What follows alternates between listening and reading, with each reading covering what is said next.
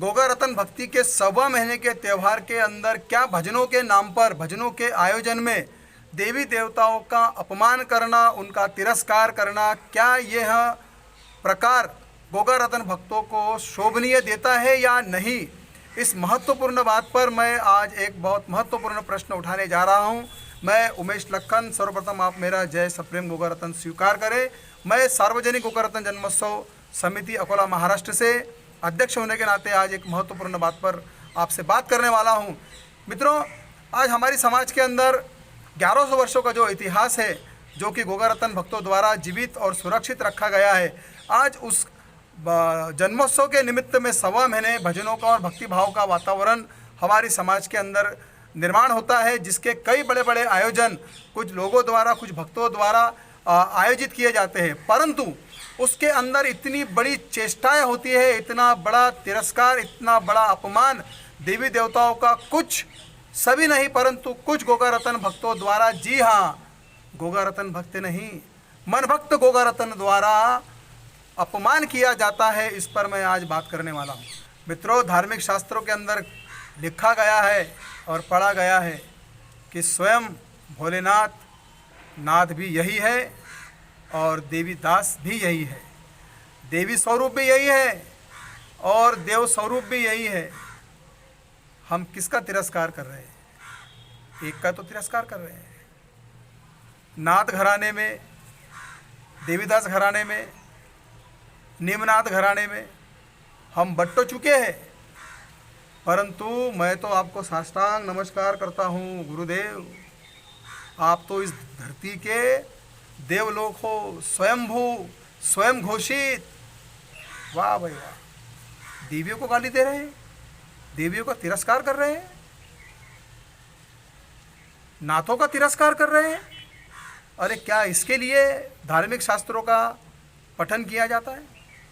गोगावीर महाराज ने 1.25 महीने हमारी समाज में शैक्षणिक वृद्धि हो और एक ध्वज के सामने आके हमारी समाज में शैक्षणिक जन जागृति हो, इसके लिए धर्म ध्वज दिया। क्योंकि हमको विद्या का अधिकार नहीं था, ऐसा बहुत सारे लोग कहते हैं, मैं तो नहीं मानता हूँ, मगर ऐसा लोग कहते हैं कि हमें विद्या का अधिकार नहीं था। तो विद्या का अधिकार देने का काम हमें गोगावीर महाराज ने 1100 वर्ष पूर्व किया, मगर आज उस विद्या का ग्रहण करने के बाद में उसका चेष्टा किस प्रकार से की जा रही है, न जाने किसने लिखा होगा और कौन वाचता है। ऐसे ऐसे इतिहास लाए जाते हैं कि जिसके अंदर प्रश्न ऐसे किए जाते हैं कि जिसमें देवी का अपमान हो, जिसमें नाथ का अपमान हो। नाथ घराने वाले देवी का अपमान करते हैं, देवी घराने वाले नाथ का अपमान करते हैं। और वो कहते हैं कि देवीदास घराना श्रेष्ठ है और नाथ घराने वाले कहते हैं कि नाथ घराना श्रेष्ठ है। अरे ना तो नाथ घराना श्रेष्ठ है और ना देवीदास घराना श्रेष्ठ है। जिस व्यक्ति के विचार श्रेष्ठ है, जो सात्विक भक्ति रखता है, वो ही घराना श्रेष्ठ है। घराने तो तुमने और हमने बनाए, ध्वज तो हमें एक ही दिया गया था, घराने हम लोगों ने अलग अलग बांट लिए। परंतु हम देवी का अगर तिरस्कार, अगर उसका शाब्दिक अपमान करते हैं, तो हमें ये बात का भी जानकारी लेना चाहिए कि हम भी किसी न किसी देवी के ही संतान हैं। किसी न किसी माँ ने, किसी न किसी देवी ने ही हम लोगों को जन्म दिया है।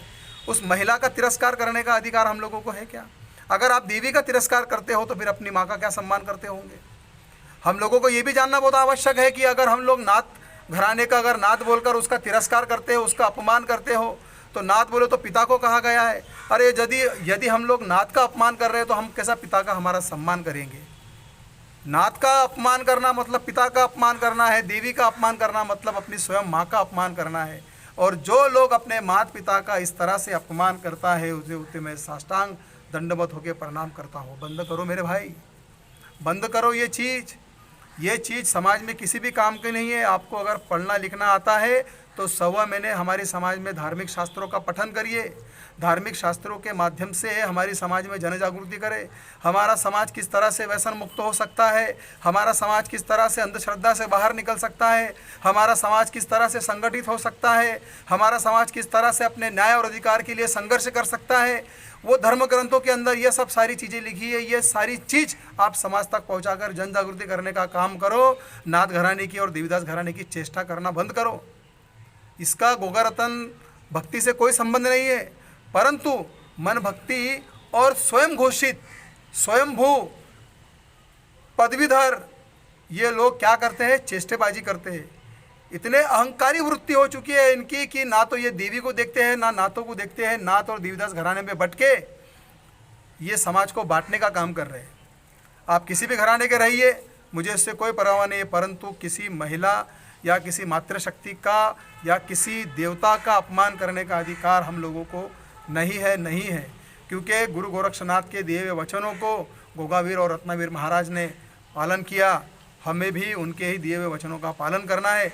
मैं धन्यवाद देना चाहूँगा हमारे अकोला शहर के सामाजिक कार्यकर्ता रंजीत जी गोडाले, जिन्होंने आज से 4-5 साल पहले एक बहुत अच्छा आयोजन करा और उसके अंदर पत्रक निकाल कर कहा था कि किसी भी प्रकार की देवी और नाथ घराने के बारे पे अपमानजनक शब्दों से भजन के अंदर प्रयोग नहीं किया जाएगा। जब से लेके आज तक बहुत सारे बदलाव उसके अंदर किए हैं। जिन लोगों ने इस नियमों के अंदर बदलाव किया और जो सात्विक भक्ति गा के सात्विक भजन गाते, उन्हें मैं नमस्कार करना चाहता हूँ, परंतु उन लोगों का तिरस्कार करना चाहता हूँ जो आज भी सुधरना नहीं चाहते, केवल और केवल अपने घराने को श्रेष्ठ दिखाने के लिए नाथ घराने की भक्ति को श्रेष्ठ दिखाते हैं, नाथ घराने को श्रेष्ठ दिखाते हैं, और देवीदास घराने वाले देवीदास को, निम्ननाथ वाले निम्ननाथ घराने को श्रेष्ठ दिखाते हैं। मित्रों, थड़ों में बट के समाज को मत बांटो, देवी देवताओं का अपमान मत करो। बड़े ही संघर्षों के बाद में ये 1100 वर्षों का इतिहास, रत्नावीर महाराज और गोगावीर महाराज का इतिहास, ये महापुरुष हम लोगों को मिले हैं। इसके सिवा कोई हमारा इतिहास नहीं है। सच्चा इतिहास भजनों के माध्यम से आप करेंगे और हमारे भजनों के अंदर किसी भी देवी देवताओं को गाली, अपमानजनक, उनका तिरस्कार करने का काम नहीं करेंगे, इसमें बदलाव करेंगे और एक अच्छी बात, एक अच्छा संदेश आपके माध्यम से इस 2021 के सार्वजनिक गोकर्तन जन्मोत्सव के अंदर, इस कोरोना भीषण महामारी के अंदर जाएगा और हमारी समाज से ये जो कुप्रथा चली आ रहा है, ये भजनों के अंदर देवी देवताओं का अपमान करना, ये बंद किया जाएगा। इतना ही कहते हुए मैं अपनी वाणी को यह विराम देता हूँ। आपसे प्रत्येक विषयों के ऊपर जुड़ता रहूँगा और आपके सामने गोकर्तन भक्त से जुड़ी हुई सारी की सारी बातें लाता रहूँगा। तब तक के लिए जय श्री गोकर्तन, जय जय श्री राम।